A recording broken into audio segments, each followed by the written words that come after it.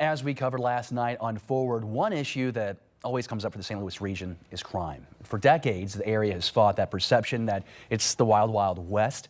Crime stats are often exaggerated by clickbait headlines. Yeah, there's no doubt we have crime issues to tackle, but all of St. Louis needs to realize we're making progress. And one social media post may give you a false view of what's happening in our area. We're breaking away from some of what we had programmed tonight on Forward to put a focus on some fresh data that shows exactly where we are in our fight against crime. And when you look at the numbers, 2025 was one of the safest years in more than a decade. Yeah, let's talk about downtown because, again, those perception issues matter for people who don't live in the city or visit downtown that often. Some view it as dangerous, but the facts are that downtown is one of the city's fastest growing neighborhoods, and it's seen improvements in combating crime.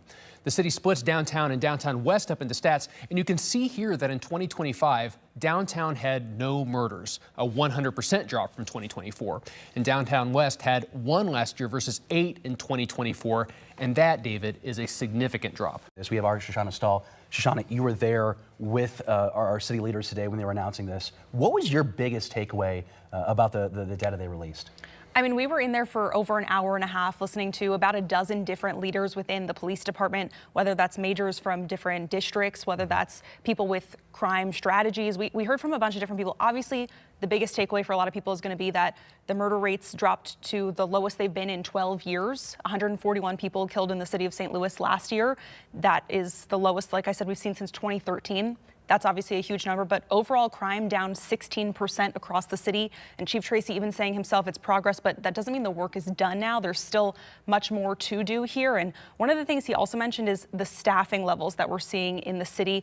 We're nowhere near the budgeted strength that we can have within the department for commissioned officers. So we know that that's something they need to improve on, but he's impressed with what they've seen so far. We're working on recruitment. We're looking at pay. We're looking at everything. We're looking at our HR, our hiring processes. These are the type of things that we're all working together to try to bring the numbers up of officers, because as you can see, if we're getting these results with the amount of officers now, could you imagine if we get back up to budgeted strength? We really can improve on some of these things, and I really believe it. And I commend the officers that are here doing it with the amount of officers that we do have and the commissioned staff. I think something that all three of us here, when we're out in the streets, is that crime perception issue, that St. Louis is a dangerous place to be. And here we are, we're getting this data out this week saying that the crime is going down significantly. Can you talk about what the community is telling you today about seeing it's on paper that the crime is going down? Yeah, and that's honestly something that Chief Tracy himself also addressed today. He said that he knows that it's going to take a lot of work to get that perception to change with the reality of what they're seeing. And when I talk to people out there today, they think that crime is still up in the city. I will go on Facebook and see in South City, this is all the crime and that's all you see. But then this is definitely this has to be promoted more, you know what I mean? Rather than all of the crime and everything that I see. Because that's and then I stay in the house type of thing. So I feel yeah. There's skepticism, as always, as far as perception.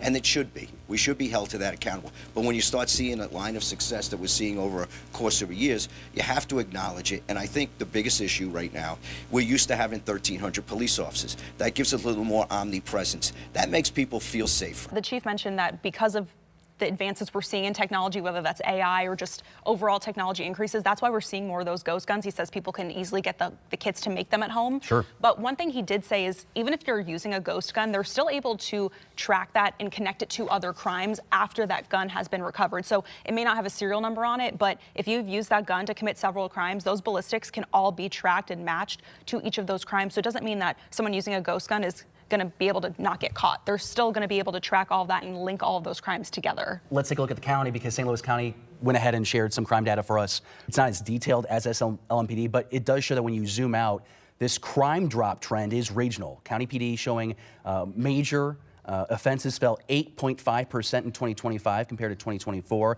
That is the 4th straight year of decline.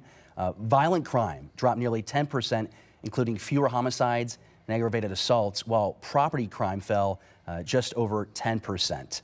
Police there in the county crediting targeted enforcement, regional intelligence sharing, and community engagement. So that's Forward tonight. Coming up tomorrow on First Alert Forward, we're taking a look at the Great St. Louis Shuffle and how that continues. We're going to be taking a look at why our population is shifting, why it's aging, and really the critical choices that are in front of St. Louis that need to be made in order to move our region forward.